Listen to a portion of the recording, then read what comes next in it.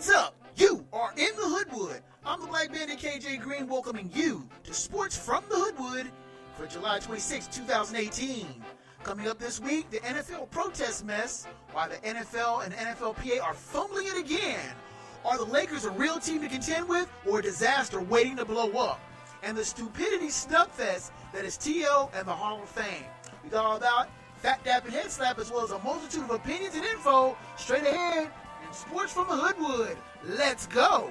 You're tuned in to Sports from the Hoodwood, the internet's foremost location with the most honest, unfiltered commentary and insight on the world of sports. Now, once again, here's Hoodwood's hometown hero, KJ Green. Greetings from the Hoodwood, where it might be always sunny in Philadelphia, but it is always chill here in the Hoodwood. I'm glad you came along for the ride for this week. And while I wish that there were more lighthearted subjects to start out with, MLB trade deadline, football is on the way. This is the last weekend we have to endure without football. And NFL Hall of Fame games coming up. I got some thoughts on that. But we're going to start out with a really serious subject. And I wish that there wasn't a reason for NFL players to be protesting. I wish that the focus could be just on the opening of training camp and the questions that are bound before the start of every football season, all the questions that face each of the 32 teams trying to get to Atlanta for Super Bowl 53. Instead, we have more focus on players kneeling or not kneeling. We again have the motor mouth buffoon that is the nation's president braying that the players who deem to kneel should be suspended without pay on the first quote-unquote offense and then kicked out of the league on the second. But wait! Serial abusers can be welcomed back with open arms. But wait! Those who abuse children can be welcomed back with open arms. But wait! Drunk drivers who have hurt or killed innocent civilians can be welcomed back. Remember, Ray Rice was only going to get a 2-game suspension before he was kicked out of the league unceremoniously. The Dolphins were going to hand out 4-game suspensions for anyone that knelt during the playing of the national anthem. Tom Brady got a 4-game suspension for his part in Deflategate.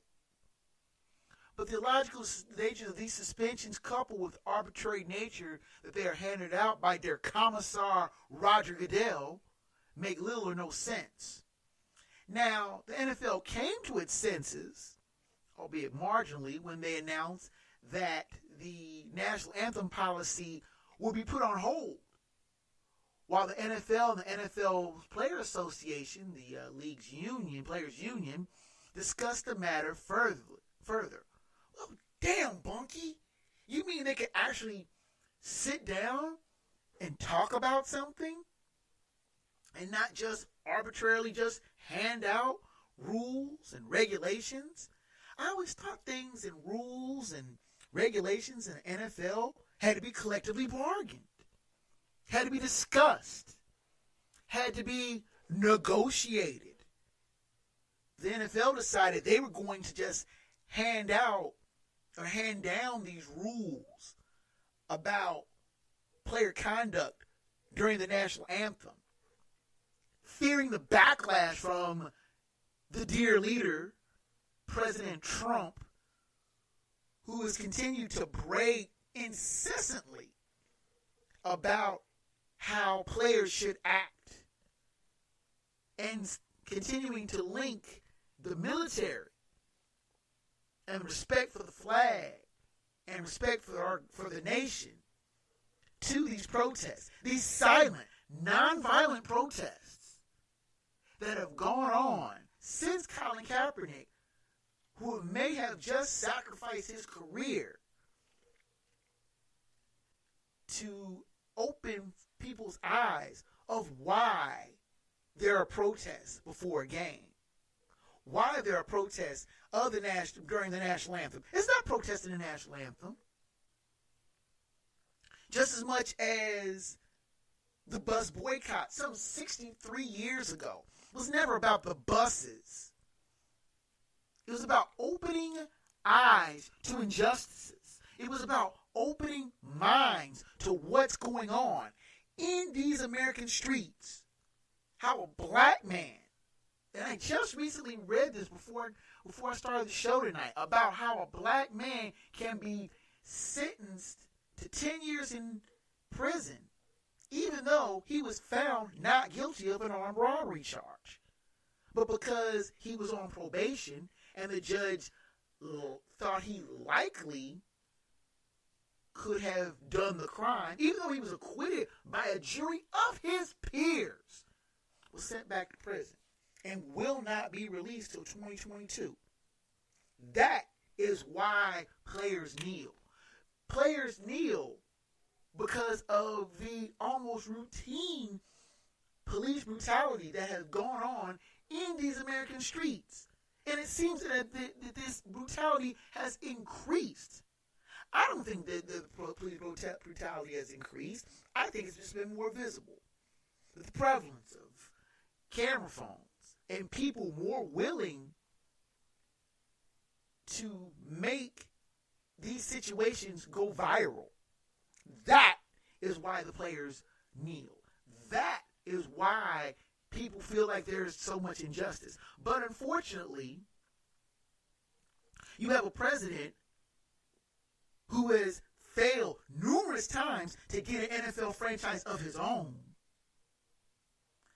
trying to twist and distort the situation, trying to turn it around on the players, making them look disrespectful. And the NFL owners, already worried about their public image, fearful that President Trump will stir the waters, stir the pot, and turn a backlash against them and their product at a time where they are making an obscene amount of money. NFL franchises are now valued in the billions of dollars. Not hundreds of millions, the billions. That's with a B, a capital B. Billions of dollars. NFL owners are worried that the president may start another tweet storm, and backlash against them will come down on their heads. They're not worried about the players. They're not worried about their quote-unquote workers. They're not worried about an office protest. People saying, well, you can't protest on the job. But it's also very funny that where statements are not wanted, statements that are going to make people feel uncomfortable, statements against about the fight against breast cancer, and all sorts of other inclusionary topics are celebrated by the NFL, and players are encouraged to stand up for that. But when it's something that makes people uncomfortable, that is shunned. That is put down. That is more or less verboten in the NFL. And people, it's not something that's going to go away.